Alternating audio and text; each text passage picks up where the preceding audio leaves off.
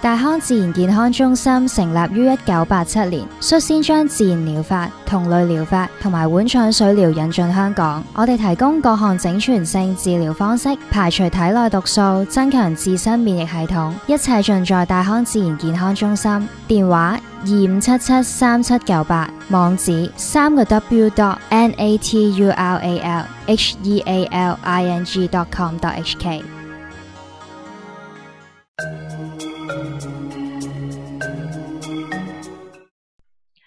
歡迎收聽原網台嘅自然療法與你，我係 Della， 今日會繼續同袁大明自然療法醫生同大家分享一啲最新嘅自然醫療資訊同最新嘅發現，等你同你嘅屋企人都可以享受到健康快樂嘅人生。Hello， 袁醫生你好。Della 好，大家好。係啊，前兩日咧就喺嗰啲嘅社交媒體度咧就見到一篇嘅新聞，即係又有娛樂又有醫療噶啦。咁就係香港一位著名嘅形象設計師啦，劉天蘭啊，Tina Lau咧，咁咧就話喺佢嘅 IG 度 post 咗咧，就入咗醫院啊啲咩嘢。咁大家詢問嘅情況之下咧，就係話原來佢當初咧就突然間咧就覺得個肚啊啲小腸咧就痛得好緊要啊啲咩嘢咁。咁入到醫院度嗰陣時候咧，就原來就醫生發現到佢咧就係原來患咗一種嘅叫做腸扭轉嘅問題，咁啊要即刻咧就好緊急咁要做一個微創嘅手術啊，恢復翻咁。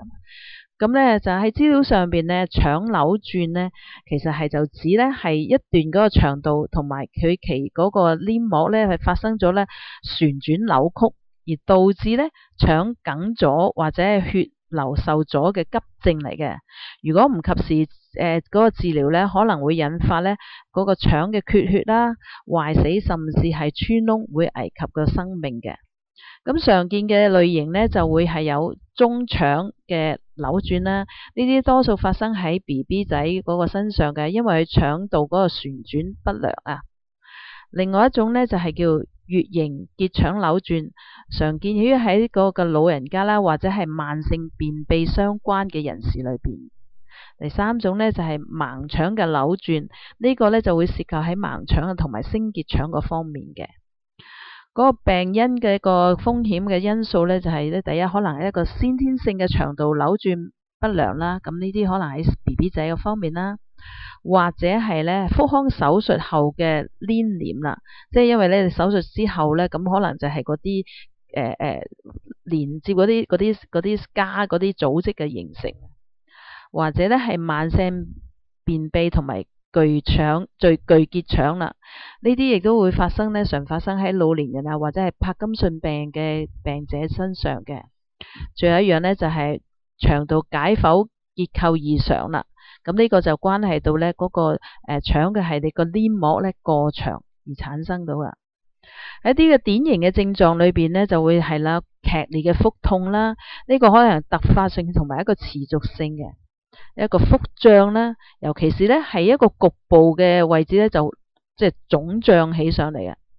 或者會有嘔吐啦，而嘔吐物裏邊咧甚至乎含有膽汁或者甚至乎一啲咧黑色嘅好似即係糞便嘅狀態，即係嘅物體啲嘅嘛，或者又突然間停止咗排便排氣咯，咁呢個咧就會係咧顯示到咧係完全嘅一個完全性嘅腸梗塞喺度，甚至乎咧會係屙血啦或者休克，呢個就提示咧就係嗰個腸嘅缺血壞死啦。診斷嘅方法咧，好多時咧就會用嗰個影像學嘅檢查啦，即係可能係用嗰一個即係照X-ray 啊，或者照 CT 啊，或者係照超聲波啊啲嘢咁啦，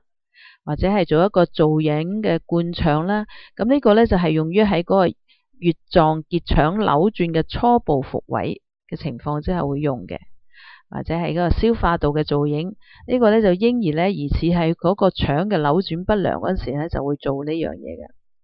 喺治療嘅方法裏邊咧，咁頭先講過噶啦，即係定係一個急診嘅手術啦。咁手術咧嗰個復位扭翻好嗰個腸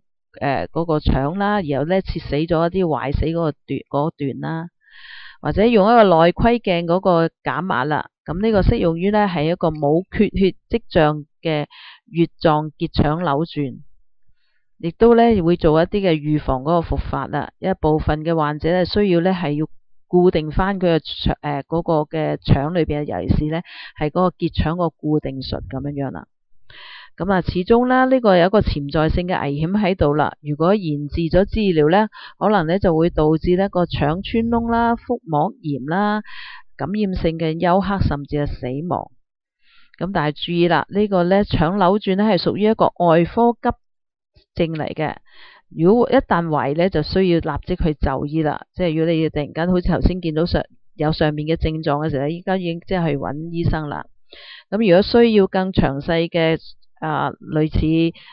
邊類型嘅腸扭轉嘅說明咧，或者係即係好似 BB 仔啊或者老人嗰啲咧，就要再進一步去檢查啦。咁啊，袁醫生嗱，好似頭先聽咗咯，呢個係一個咧急症嘅外科嘅手術嚟嘅。咁啊喺你喺臨床上面個同類療劑上面咧，呢啲嘅急症嘅咧，咁都可唔可以有療劑幫到，而可能避免咗咧嗰一次嗰啲嘅手術咧，雖然而家可能有啲微創嘅，但係都可唔可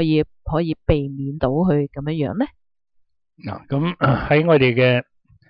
即係過去40幾年行醫經驗咧，我都處理過有啲所謂一般被認為咧係急症嘅手術嘅，譬如盲腸炎啦咁譬如嗰種急性嘅膽囊炎啦咁我哋過去都好似都同大家咧去分享過有啲案例即係我自己處理嘅。咁其實同類療法喺呢啲嘅呢啲所謂急性嘅手術性嘅毛病咧，其實都可以用同類療法療劑咧去處理同埋醫好嘅。OK，好啦，咁至於而家呢個嘅我哋叫做 intestinal valvulus 即係一種腸嘅嗰個扭轉腸直扭轉，即係顧名思義，條腸入邊係扭轉咗，就同嗰種重疊有嘅 intersuccession 咧，嗰種係重疊有啲唔同嘅。intersuccession 咧就即係都其實個症狀同呢方面都應該都好相似嘅咁如果我哋臨床上即係遇到呢啲嘅情況咧，喺我哋都有成15隻同類療法嘅療劑即係都可以咧係根據嗰個當時嘅症狀咧係嚟到配個療劑嘅。咁嗱。咁當然呢啲係急症嘅情況啦。咁如果大家即係好彩啦，如果大家係手上係買咗我哋大家一直都建議大家喺屋企常備嗰啲療劑啦。我有個基本嘅124支嘅嗰個套裝咁如果大家係有呢啲工具咧，咁遇到呢個情況咧，即係可以自己先試一試下。即係當然啦，我過去處理嗰啲都係個病人都係因為同我哋好相熟。好信任我哋，咁就已經係被醫生診斷咗係一種急症要手術，就預備隨時已經預備好晒開刀噶啦，咁都揾我哋嚟到處理嘅。咁但係我哋未必一定有好多呢一類嘅病人咧有咁嘅信心咧想試下用我哋嘅方法啦，用同類療法嘅方法啦咁所以咧其實咧如果大家係即係認識同類療法或者已經屋企備咗一套嘅療劑咧，喺呢啲嘅情況之下咧，係可以大派用場咁但當然咧，我哋都要了解咧係點樣去應用，因為咧始終咧係不同嘅情況咧係都要用不同嘅療劑即係唔係話一個療劑就處理呢啲腸扭曲。其實咧喺我嘅資料庫裏邊咧，起碼有15個療劑嘅。OK，咁同大家分享啦咁其實好多療劑咧，大家可能都有啲認識㗎啦譬如一隻療劑係嗰個arsenicum album，arsenicum 係砷即係我上次都同大家講下呢個砷咧，亦都係愛嚟醫嗰個血癌常用嘅療劑嚟嘅。咁而 arsenicum album 咧喺嗰個砷咧喺同類療法裏邊咧，其實醫療嘅嗰個範圍都幾大嘅。咁但係亦都可以處理呢一種嘅腸扭曲咁個主要嗰個症狀咧，局部嘅症狀咧嗱。起碼咧arsenicum album 嘅人咧，通常咧都係有種即係好緊張好不安好焦慮即係佢病嗰陣時候咧，佢好疲憊好煩躁不安好焦慮嘅。咁同埋仲有一個症狀咧，arsenicum咧，如果佢通常咧佢種痛楚咧係一種燃燒嘅，一種灼熱嘅痛楚嘅。咁即係話咧，如果佢覺得佢嗰個腸胃炎啦，咁佢講到出嚟咧係有一種燒嗰種咁嘅痛。咁而佢個情緒俾你感覺咧係好焦慮好不安唔知想點咁樣好煩躁咧個人咧好虛好攰係一種燃燒性嘅嗰種痛咧。大家記住咧，可以用新呢個 arsenicum album 呢個療劑嘅。好啦，咁除咗第二隻療劑啦，大家都可能都會認識嘅咧，就係嗰個癲茄啦，英文叫做 belladonna 癲茄啦。咁癲茄咧喺呢種嘅情況嘅嗰個症狀咧，基本上咧都係咧就係一個來勢洶洶嚟得好突然嘅咁通常咧癲茄個症狀咧，通常又紅又熱嘅皮膚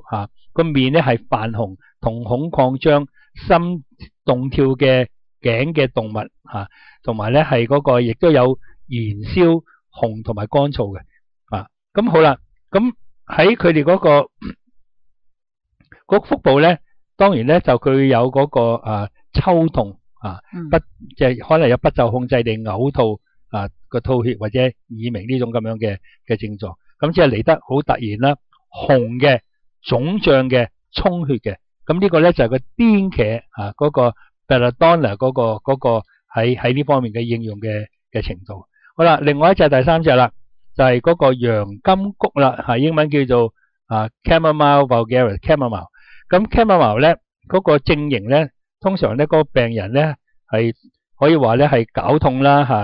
氣脹啦，咁通常咧佢個痛咧係痛到咧係即係忍唔到，係發晒癲，好嬲，好敏陣喺度係好憤怒喺度鬧人嘅，個脾氣好賴咁樣嘅。即係總之你點樣去想幫佢咧，佢都都唔會平息得到嘅。呢種咁樣嘅急躁脾氣痛到發晒癲咧，呢種咁樣嘅情況咧同埋咧係即係嗰個脾氣壞到離晒大譜。咁呢種情況之下咧，你可以考慮咧係可能係嗰個 chamomile 洋甘菊。OK， 好啦。另外啦，就另外一個療劑咧，我叫做印度防己 Cocculus indicus 印度防己 Cocculus indicus。通常咧，我呢個療劑咧係應嗰啲人咧係可能咧係因為嗰個長期睡眠不足可能要照顧啲人有時差咁呢種情況之下咧係喺呢種咁嘅背景之下咧就會出現。可能佢點解會病咧？佢可能因為即係時差嘅問題啦，可能咧日日都係要唔夠瞓啦，因為要照顧啲人咁樣。好啦，咁當然咧佢嗰個腹部嘅症狀咧，佢腹部肌肉比較軟薄嘅咁同埋咧嗰個腹環嗰度咧有啲痛啦。佢話咧好似有啲嘢咧係會逼穿嗰種感覺，同埋個腹部咧彷彿咧係充滿咗尖鋭嘅石塊。OK， 嗱呢個 cocculus 即係佢嗰種好似啲，即係你問佢點樣痛咧，佢好似啲石頭咧撐住嗰種痛。咁呢個就係嗰個印度防己 Cocculus indicus 嘅喺應用喺呢一方面嘅嗰個基本嘅症狀啦。好啦，另外一隻啦，就係嗰個苦西瓜飄嗰個 Colocynthis。OK， 苦西瓜飄呢個字我都成日都唔識讀嘅，狼字OK， 個狼字苦西瓜狼。咁Colocynthis 近嗰嘢咧叫 bitter cucumber。咁之後你可以睇到咧，嗰病人咧係痛到咧係個人咧係扭痛嘅，係絞痛嘅，痛到嗰個人咧個面咧就好似苦瓜咁樣嘅面嘅。咁同人咧佢痛起嚟咧，個人咧就彎低同埋咧大力要撳住嗰個腹部先至覺得舒緩到嘅。即係大家可以感到佢直情咧痛到咧好似刀割嗰種痛啦，咁導致嗰個患者咧彎低個腰，個手咧係大力撳住嗰個肚先至覺得 OK 嘅。咁同埋全身咧會過熱啦，同埋飲親啲冰水咧就會導致佢更加犀利。咁即係好可能咧，佢當時嗰個復發嗰個情況咧，就係佢飲咗啲好凍嘅嘢咁突然之間咧嗰個肚咧就絞痛，咁就痛到咧就好似石頭壓住嗰種感覺。咁一陣一陣嗰種絞痛咧，令到佢咧就要彎低腰，同埋攞個手踭咧或者嗰個係大力按住個腹部呢個咧就係嗰個 Colocynthis bitter cucumber 嗰個症型嚟㗎啦。好啦，咁仲有咧即係呢方面我頭先都話有大概都有10幾隻嘅療劑啦。咁我就比較上揾啲比較係即係緊要啲嗰個療劑嘅症狀。OK， 好啦，咁另外一隻咧就係Lycopodium 啦。Lycopodium 咧，我哋大家叫石松啊，咁大家可能都聽過呢個療劑，因為同個療法嘅療劑咧，好多時候個應用咧係都比較上好廣泛嘅嚇，即係唔係咧淨係用喺一個某一種嘅病，其實好多方面嘅病，只要嗰個症型係吻合咧，其實就可以用得到噶啦。咁嗱 Lycopodium 咧係嗰個石松啊 Lycopodium 係石松咧，咁亦都好多時候咧都係可以應用喺呢啲腸胃嗰個嘅問題嘅。咁佢個主要嗰個症狀咧，喺嗰個腹部咧，就當然咧係嗰個脹氣啦嚇，咁對食物敏感啦，同埋腸好多發酵好多氣，平時都好多咕咕聲嘅氣嘅。咁啲氣咧就有聲音啦，向外壓出嚟啦，同埋記住下腹會差啲。有時我哋覺得佢個腹部脹，其實我會問佢係到底係上邊咧、上腹咧、還下腹咧咁。咁石松咧係下腹多啲嘅。咁好多時候呢啲係細蚊仔嗰啲食咗之後咧就。平時咧食咗嘢之後咧，成日好似個肚脹脹咁樣嘅，咁呢個就通常咧係嗰個偏向於右側嗰個石松型個症狀咧係基本上咧係偏向於右側咁樣嘅。好啦，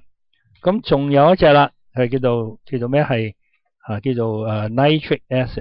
acid，OK，nitric acid。咁 nitric acid 咧係中文咧係嗰個係硝酸硝酸 nitric acid。好啦，咁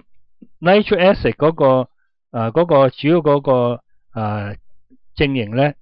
就通常咧佢嗰個問題咧係點樣嚟咧？佢可能咧就因為用咗啲抗生素用咗培尼西林之後咧，就搞出嗰個輻射，咁跟住咧就大便之後咧，好似刀割嗰種咁樣嘅劇痛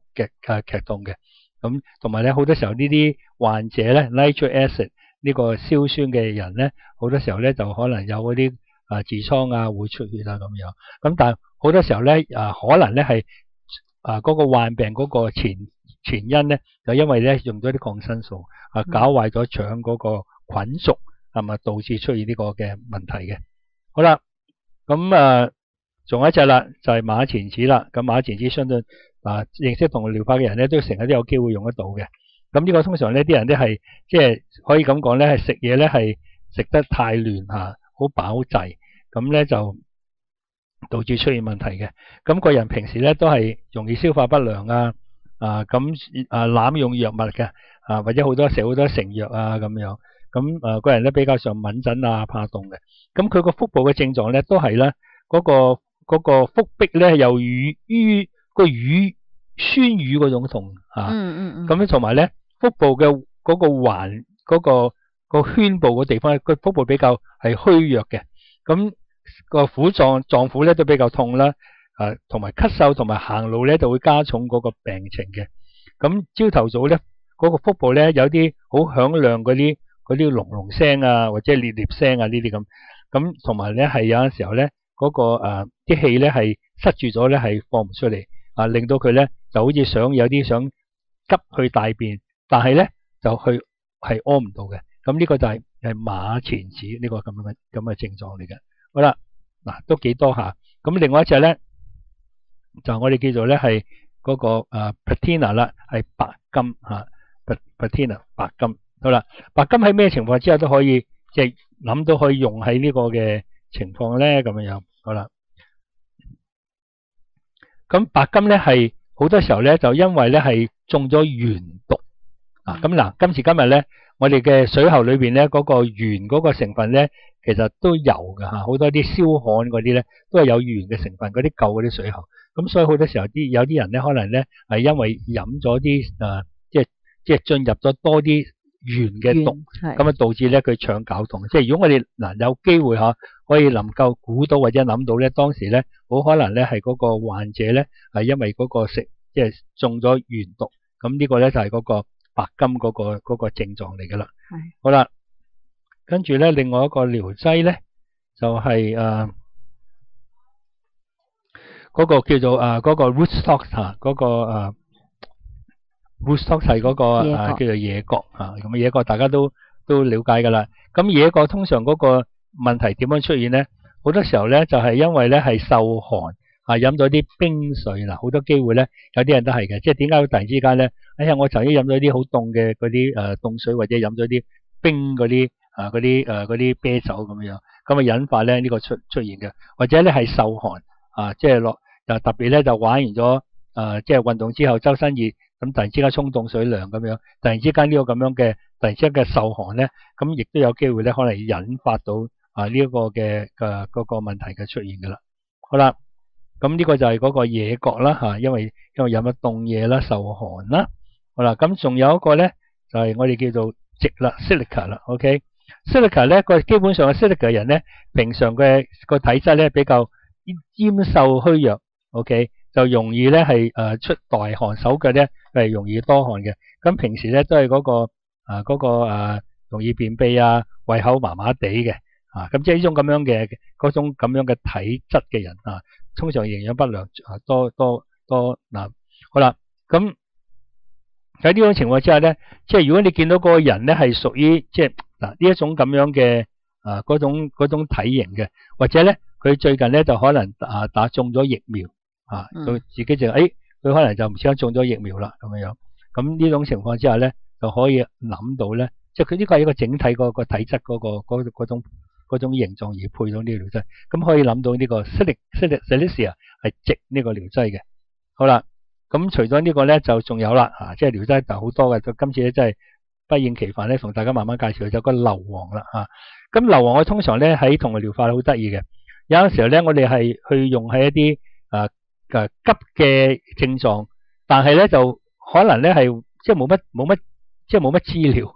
即係個病人講出嚟之後咧，佢係唔舒服，但係佢係講唔出佢有啲咩唔舒服咧。咁好多時候咧，同個療法醫生咧過去咧就會用一個硫磺呢個療劑咧，先去即係俾個即係戳一戳佢即係戳一戳佢。有機會咧係啦，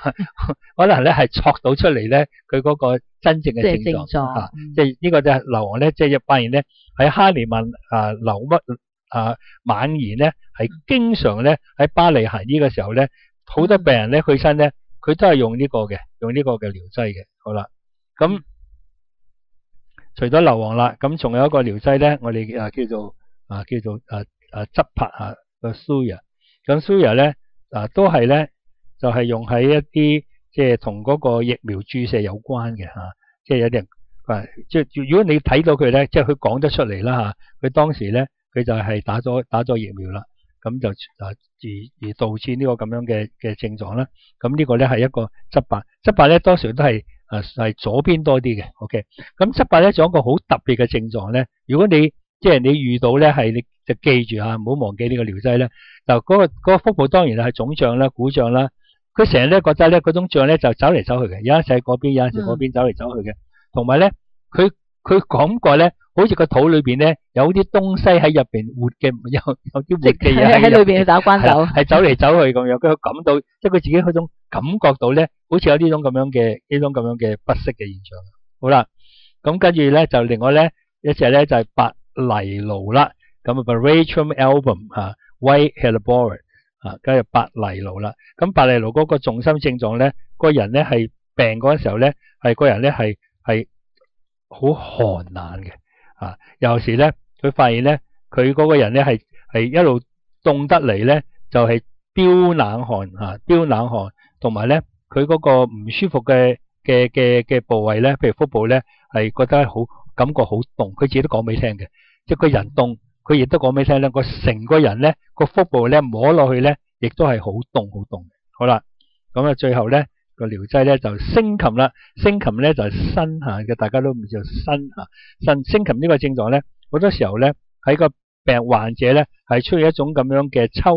搐尤其是咧嗰隻腳嗰度咧會抽搐嘅佢唔舒服起嚟咧，佢除咗講俾佢聽咧，佢又好痛咁樣，咁仲有